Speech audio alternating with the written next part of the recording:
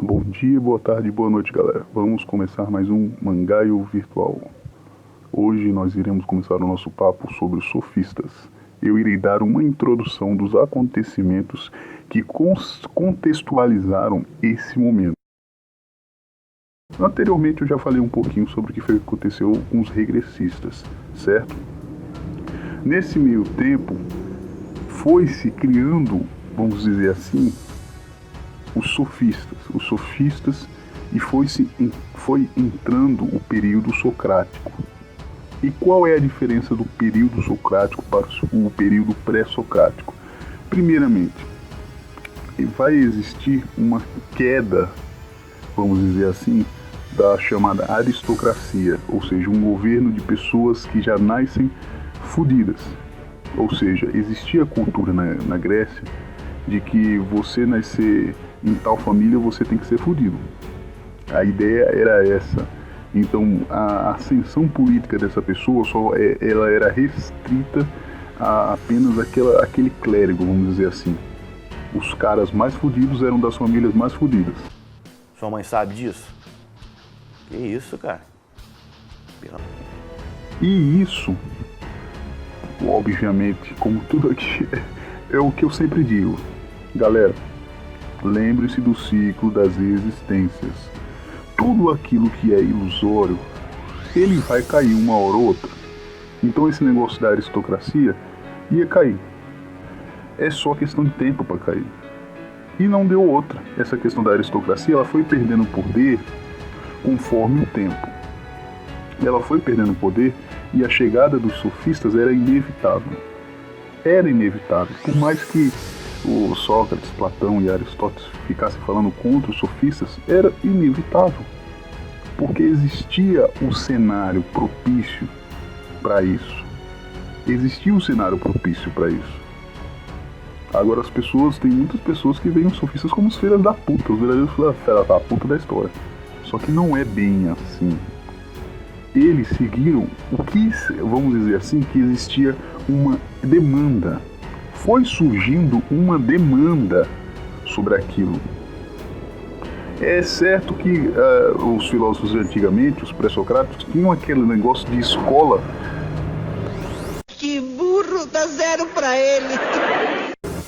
Era aquela questão de escola por base de desinteresse, certo? O desinteresse era que dava base e tal, não podia cobrar nada. Mas só que eles tinham dinheiro, né, gente? Pelo amor de Deus. Quando você não tem dinheiro, você precisa você precisa gerar renda. Então, pelo amor de Deus, não culpe os sofistas por eles cobrarem pelos serviços dele. Vocês podem culpar alguns deles, né, por terem levado o relativismo muito a sério. Outro detalhe também que eu tenho a dizer para vocês antes de começar o assunto é que o relativismo é algo natural. Exatamente. O relativismo é algo natural, só que existe um porém, e é o que eu vou dizer para vocês nesse vídeo.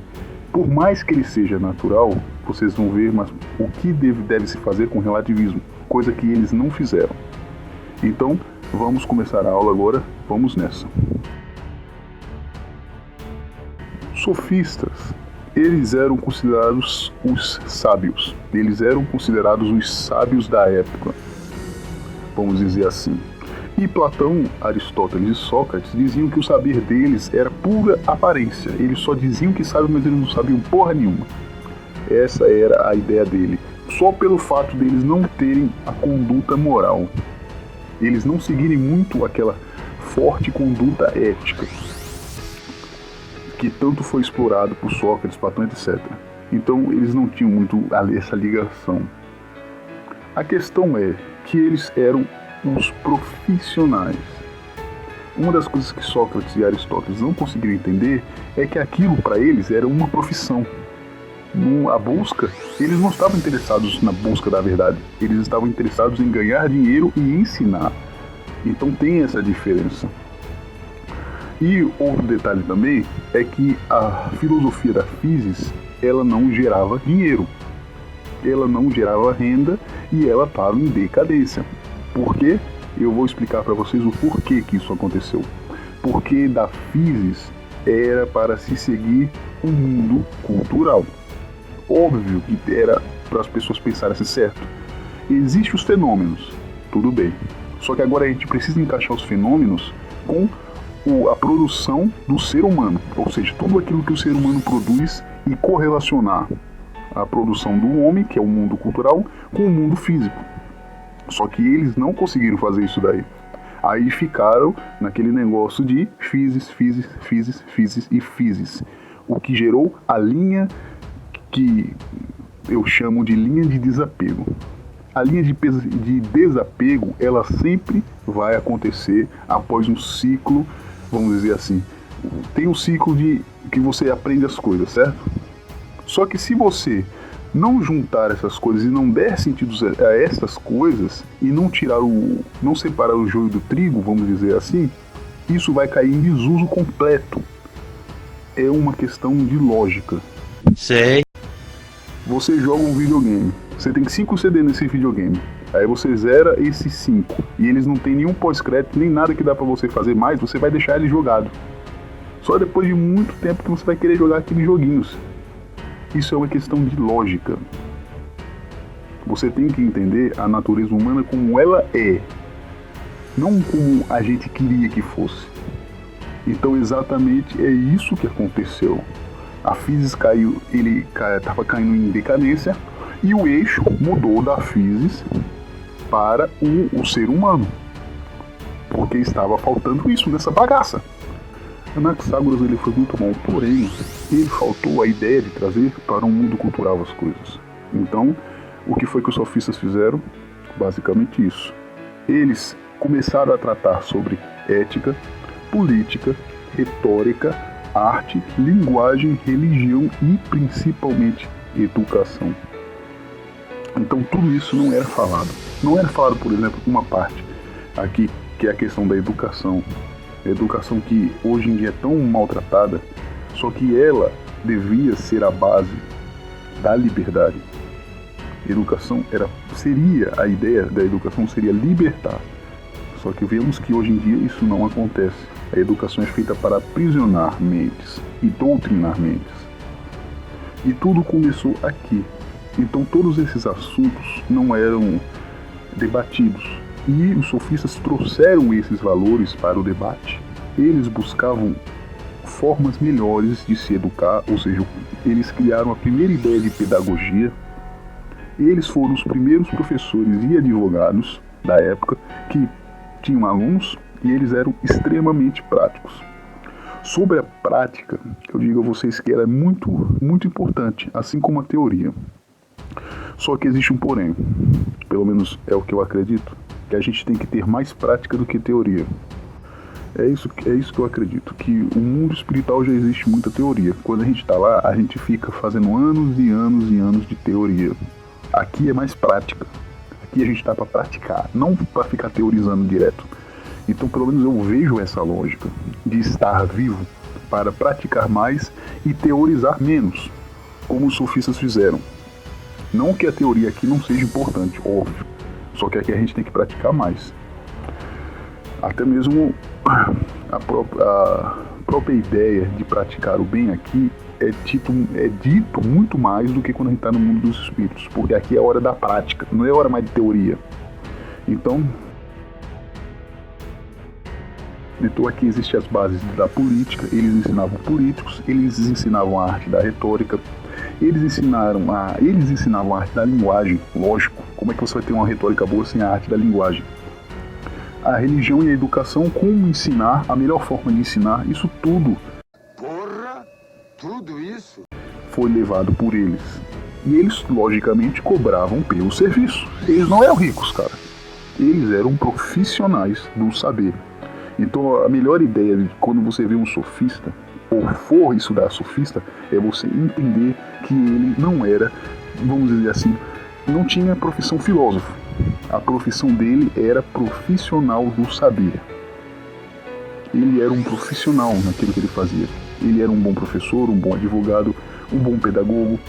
Vamos dizer assim que era assim. Agora, filósofo mesmo, aquele busca da verdade, do saber, busca desinteressada, isso daí eles não tinham isso, porque eles tinham que comer, cara. Muitos dos filósofos, eles tinham escravos. Então eles não tinham aquela ideia de gerar renda. Não gosto de trabalhar, não. Agora, os sofistas tinham, porque eles tinham que gerar renda para sobreviver. Outro detalhe também, além da queda da aristocracia, o povo foi ganhando mais força, que chamam de demos. E com isso, a demanda cresceu, meu colega. E a demanda cresceu, lógico que a oferta também tem que crescer, cara. Então os sofistas entraram no mercado. Eles tinham aquela ideia de não ficarem presos na polis. A polis que eu falei é a cidade. A cidade deles era qualquer canto. Qualquer canto era a cidade que eles iam morar e tal. E não tinha esse negócio de polis. Ou seja, tem gente que acredita que isso foi a decadência do pensamento grego quando eles chegaram. Mas não é assim. Quando você entra em contato com novas ideias, você evolui. E a ideia de polis, e ficar preso numa polis, é a mesma coisa que você ficar preso numa gaiola, cara. Então isso foi interessante, apesar dos traços que ficaram na história dos sofistas. Tanto que eles foram considerados os iluministas gregos. Alguns consideram eles assim, porque eles quebraram tradições e normas, e eles estavam propostos a satisfazer a grande demanda. E isso até então foi uma coisa que foi natural. Como vocês já assistiram, vocês já viram um livro para escolher, como eu estou falando sobre o preço e tal, vocês vão ver que a questão de oferta e demanda, elas são voluntárias, como aconteceu aqui. Então, no caso, a crise dos valores morais, como estava acontecendo, só foi levado em conta por causa dos sofistas, cara. Então eles tiveram essa importância. E eles trouxeram um relativismo. Relativismo, ele não é nada sobrenatural. Ele é algo natural. E eu vou explicar para vocês o que é o relativismo. Vamos dizer o seguinte. Vou fazer uma analogia com números. Os números naturais poderia ser chamado de a cultura. Os números perfeitos, a ética. Os números imperfeitos, a existência. Os números irracionais, os ciclos das possibilidades. E os números reais, a junção do fato e a cultura. O que eu quero dizer sobre isso? O que eu quero dizer, eu vou explicar agora para vocês por que eu disse isso daí. Que a cultura, ela é natural do ser humano. Ele tenta atingir a perfeição através da ética. A sua existência é imperfeita. E existem ciclos de possibilidades que são completamente irracionais. Ou seja, pode ou não pode acontecer. Existe um ciclo de possibilidades que são propostas pelos números irracionais, certo? E existem os números reais, que são os fatos. Os fatos que eles se mostram através da história, através da cultura, através do pensamento e da lógica. Esses são os números reais. E dentro desses números reais existe dois tipos. Que entra aí o relativismo puro e o relativismo condicionado, que é o certo. O relativismo puro é quando você deixa todas essas bases para criar algo utópico. Isso é o relativismo puro, que não é o certo. O certo a se fazer é ter um relativismo que ele é condicionado pela lógica do fato, valor e norma. Quem já assistiu a tridimensionalidade do direito sabe do que eu estou falando no vídeo. Tudo na vida existe um valor. Nesse valor está relacionado a alguma norma pré-existente, que é um conjunto ético, certo? E existem os fatos, que é a realidade espremida na tua cara. Você não pode dizer, por exemplo, que você não possui carne, porque isso é um fato. Você consegue exprimir esse fato, ou através da lógica, você chegar a esse fato. Então, o relativismo ele tem que ser condicionado a isso. Se você se deixar levar pelo relativismo puro, vai acontecer o ciclo do desapego. E você vai deixar que tudo aquilo que você construiu vá embora e caia. Todas as suas conquistas, quando você se leva pelo relativismo puro, você joga todas as suas conquistas fora. Então essa é a ideia. Agora o relativismo é algo totalmente natural. É natural existir um relativismo, porque existe uma hora em que as pessoas engessam. Quando você engessa, isso está exprimido na lei espírita de conservação e destruição. O relativismo ele vem como destruição quando a conservação está além daquilo que é para ser. Ou seja, o relativismo é algo natural. E por fim, eu vou falar para vocês sobre os tipos de sofistas. Que são 3. Existiram 3 tipos de sofistas. Os mestres, que iniciaram a ideia do sofista. Depois vieram os erísticos, que foi onde começou a desandar um pouquinho a ideia de sofista, começou a virar meio merda, aquela decadência moral. Aí foi começando a dar merda. E por último, que foi a total degeneração dos sofistas, que são os políticos sofistas, que é o que a gente vê até hoje em dia. Essas três fases dos sofistas. E a de ouro foi exatamente a dos mestres. Gorgias, esse tipo de cara. Então eles foram os verdadeiros sofistas da época. O resto foi bosta. Aí começaram a fazer muita merda. Então eu vou explicar mais pra frente. Tanto que na última fase, que era dos políticos sofistas, a própria imoralidade já estava sendo pautada como algo justo. Só para você ter uma ideia.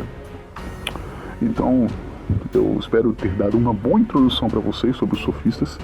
Espero que vocês tenham entendido bastante e a gente vai começar a falar sobre eles na próxima aula, certo? Então, até a próxima, galera.